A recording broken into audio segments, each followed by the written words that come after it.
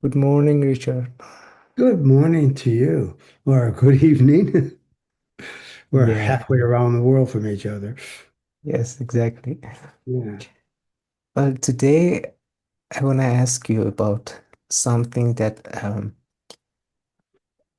is important for therapists, I think, um, in terms of sustainability of their uh, energy, their curiosity, their presence in therapy, and something that I would like to ask about your experience in supervisions with therapists. So, I'm not sure actually where to start, but I thought maybe I start with relational needs of the therapists. Well, certainly Lindsay Stewart in the International Journal of Integrative Psychotherapy some years ago wrote a very interesting article, The Relational Needs of the Psychotherapist. I know for a fact that that came out of some of his supervision uh, that he received, discovering his own relational needs. And out of the work that I often do in supervision of focusing on countertransference that is reactive and responsive, being responsive to the needs of the client rather than reacting to them. But I don't think we can avoid having our own personal reaction as well. And by that, I mean our need to feel secure. I have counseled with some therapists who just did not feel safe with a patient. They felt Mm, that they were lied to or manipulated, or for some reason, they felt that absolutely uncomfortable in their own therapeutic setting because their need for security in relationship was somehow tarnished by that client's behavior. Uh, mm, I think we probably all have that need for validation, to have somebody really think that what we say and do is important, that it's significant, that it means something. And I think a lot of therapists, particularly when they get into talking a lot, are trying to get that need mm. satisfied. Um, do they need, do they come into therapy needing to look up to somebody who they can admire, take strength from, protection from? That's probably not a need that gets enacted in therapy, unless maybe they themselves are doing that with a trainer and supervisor or their own therapist. Yes. Mm. The need to make an impact? Oh, almost every therapist comes into this business with the need to make an impact. When I was a professor at the University of Illinois, I sat on a committee admitting new doctoral students, and one of the things that I wanted them to do was write an essay Yeah. about why they came, and almost all of them begin talking about how they want to make an impact, how they came from disturbed families, or Yeah. how they saw problems of society that they wanted to influence. Sure. The need to express love, I think that comes in the compassion and the caring we have for our patients, going out of our way to do something for them sometimes, of expressing our gratitude, not because of what they've given us, but for who they are. Mm, So, a very integral part of supervision is helping the therapist appreciate, acknowledge, first of all, and then appreciate their own relational needs, and then to monitor their expression of that need and how much they're using the client for their own fulfillment versus that fulfillment being secondary to what they provide the client. yeah. Well, I I've never would like, thought of it like that before. Thank you. Yeah, Yeah, and I would actually like to link it to the concept of burnout and exhaustion that therapists over time might experience.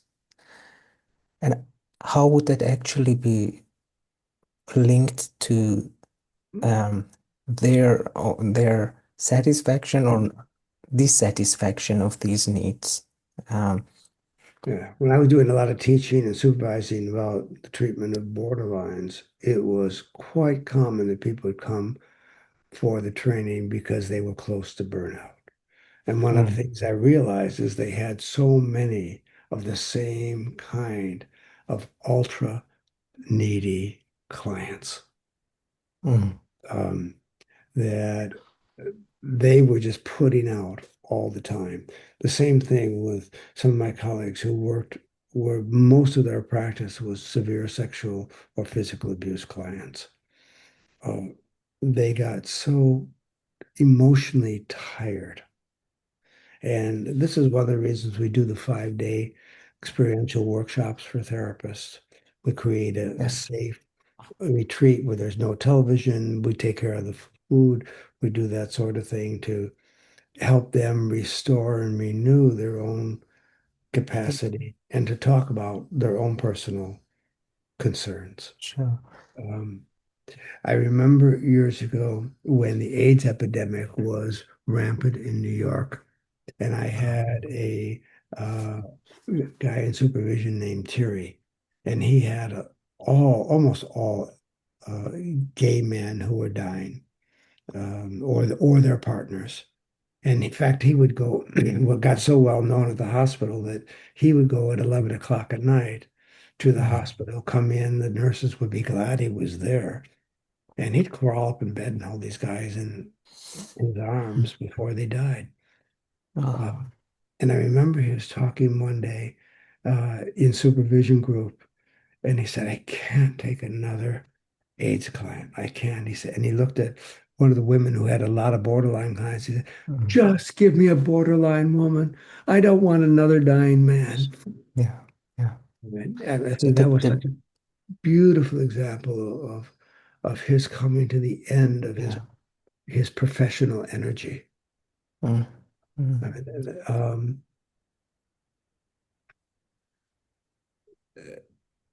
I think we need to have a lot of physical exercise.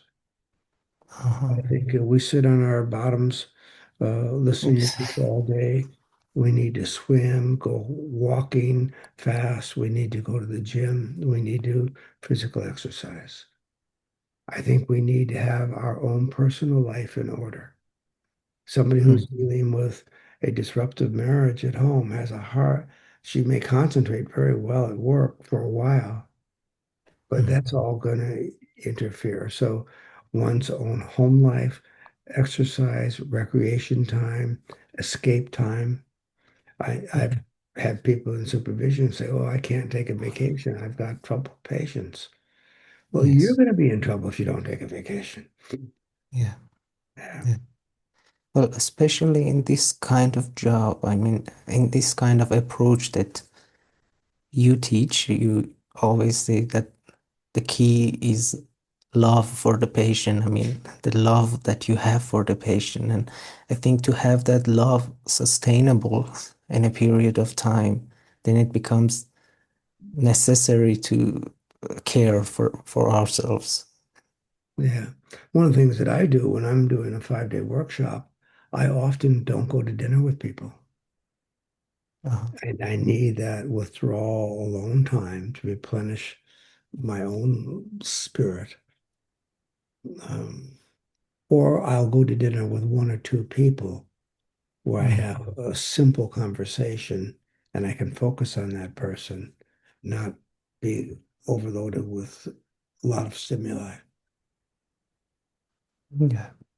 So if I want to summarize, I mean, your experience throughout the years, a part of it is to acknowledge what the relational needs of you are as a therapist and to understand them in the process of supervision and then take time. to rest, actually, generally, in whatever way that fits you, I think.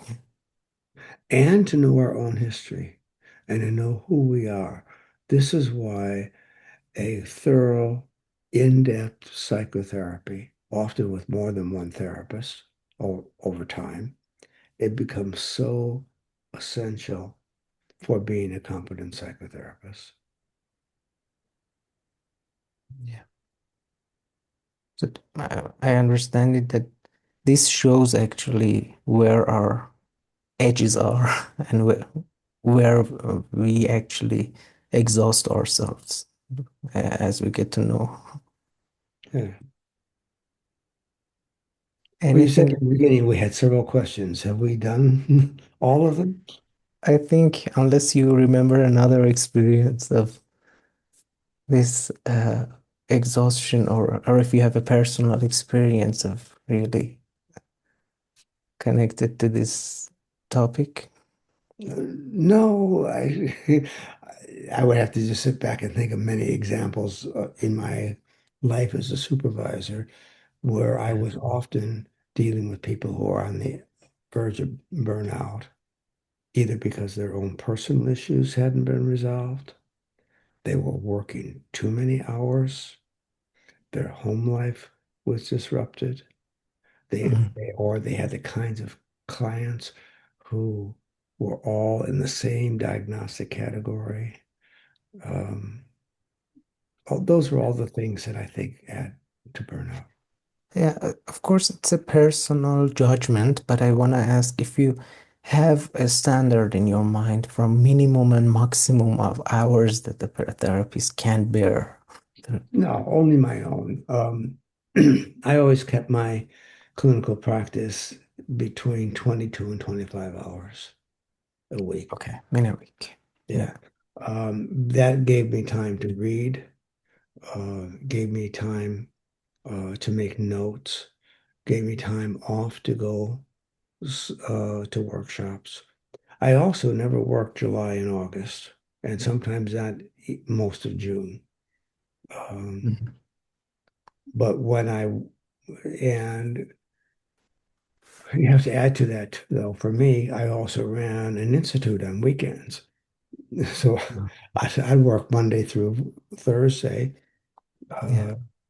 uh, but a lot of Monday was always doing administrative work. Um, Okay. but Yeah. I had a full practice and sometimes 10 hours a day. Oh, Depending on what years you're talking about. yeah. When I had a young family and needed to make more income, uh, Yes. uh, so I worked a lot. And then there came a point when I realized I can't do this anymore. I need to go home at night. And I Mhm. stopped my evening groups and I generally changed my Okay. practice as Yeah. my own needs determined. Yes. Yes. Oh, great. Thank you. You're most Thanks. welcome. Goodbye for night. Goodbye. Have good sleep. Thank you.